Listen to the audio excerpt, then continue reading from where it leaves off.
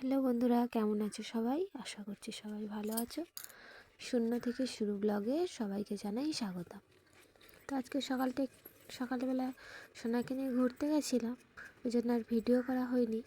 তো ঘুরিয়ে এসে ও দেখে ঘুমিয়ে পড়েছে।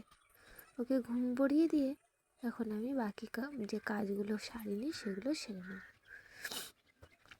তো আমার তো স্ট্যান্ড নেই, এখানে না আমাদের মুরগির ঘর আছে, তার উপরে ফোন রেখে আমি ভিডিও করি। তো জামা কাপড়গুলো ধুয়ে নেবো, আর সকাল সকাল না ধুয়ে দিলে আবার শুকাবে না। আর যেহেতু ঠান্ডা পড়েছে, আগের বছরের সমস্ত জামা কাপড় ছোটো হয়ে গেছে, 3-4টে সেট আছে এখন, সেগুলো না ধুয়ে দিলে না সব ময়লা শুকাবে না, পরতেও পারবে না। তো আমি দেখি জামা কাপড় কটা ধুয়ে নিয়ে কয়েকটা বোতল আছে, বোতলগুলো আবার ভরতে হবে।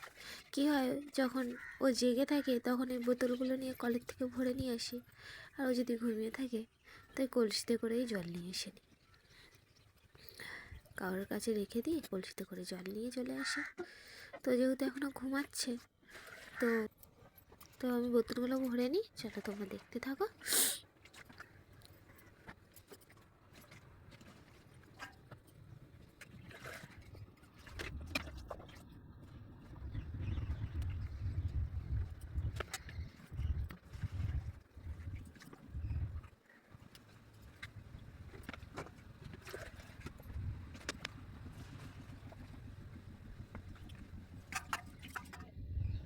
আমি না এখানে খেয়াল করিনি, ফোনটাকে আমি সেট করে দিয়ে চলে গেছিলাম, যেহেতু এখন আমি যখন ভিডিওটা এডিট করছি দেখছি আমি নিজেই ফোনের সামনে নেই। এক্ষুনি শোনা উঠেও যাবে, আর উঠে গেলেই কান্না, উঠে গেছে, বলতে বলতেই উঠে গেছে।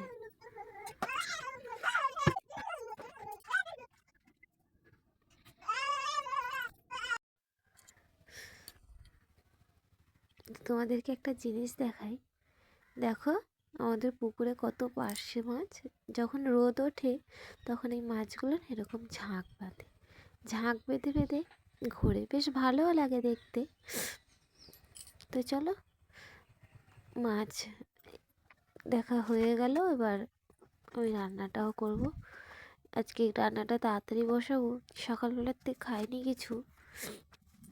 আর ননু এখন উঠে গেছে, ওকে রাখার, এখন এই সময়টা তো সবাই তো রান্না করে, রাখারও অসুবিধা।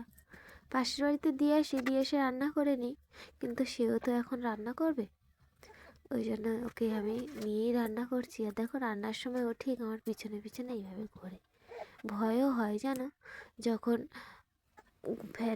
ভাতের ফ্যান ঝাড়াই বা তরকারি ঢালি, কী করি, তখন পায়ে না গামছা বেঁধে দিই, দিয়ে ওখানে দরজার সঙ্গে বেঁধে দিয়ে আসি, নাহলে আমি তো ওকে ধরতে পারবো না যদি এসে গরম জিনিসে হাত দিয়ে দেয়। আবার আমার ভাতের ফ্যান ঝাড়ানো হয়ে গেলে আমি আবার গিয়ে খুলে নিই, নইলে যাওয়ার চেষ্টা করে যখন কোথাও, তখন যেতে পারে না, আর ভীষণ কান্না করে। তো আমি এখানে উনুনটা ধরাচ্ছিলাম, ধরানোর পরে আবার নেমে গেছিলো। আর ও যে কখন আমার পিছনে বসে বসে এরা ডিমের খোসা গালে দিয়ে দিয়েছে আমি দেখিনি। দেখো তোমরাও দেখতে পাবে যে ও ডিমের খোসাটা গালে দিয়ে দেবে।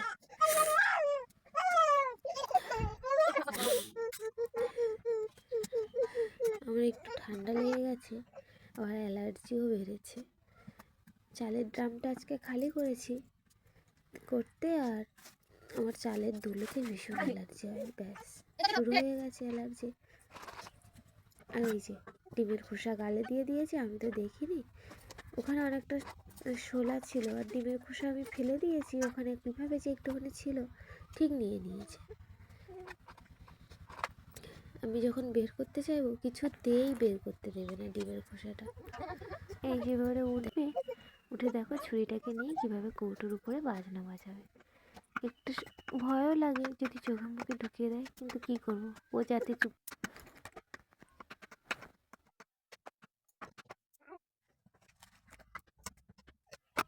এদিকে ও বাজনা বাজাচ্ছে, ততক্ষণে আমি মাছটা ভেজে নেব। তারপর উনুনটা আজকে অন্যদিন ধরে যায়, আর আজকের দেখো ভীষণ সমস্যা হচ্ছে, কেন জানি না। উনুনটাও কালকে আবার ভেঙে গেছে, আর কাঁচা মাটি যতবারই লাগাই ততবারই পড়ে যায়। তো আমি মাছ ভাজাটা এবার বসিয়ে দেবো।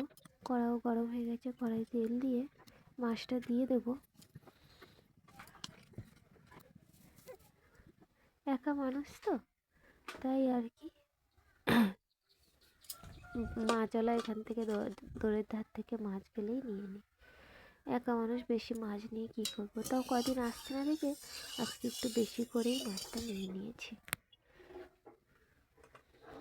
তো আজকে মাছ আর আলু ঝোল করবো। চলো আজকে ভিডিওটা এই পর্যন্ত। আজকে ভিডিওটা কেমন লাগলো সবাই করবেন, অবশ্যই কমেন্ট করবেন, লাইক করেন, শেয়ার আর সাবস্ক্রাইব করে দেবেন, পাশে থাকবেন। ততক্ষণ সবাই ভালো থাকবেন, সুস্থ থাকবেন। দেখা হবে আবার একটি নতুন ভিডিওতে।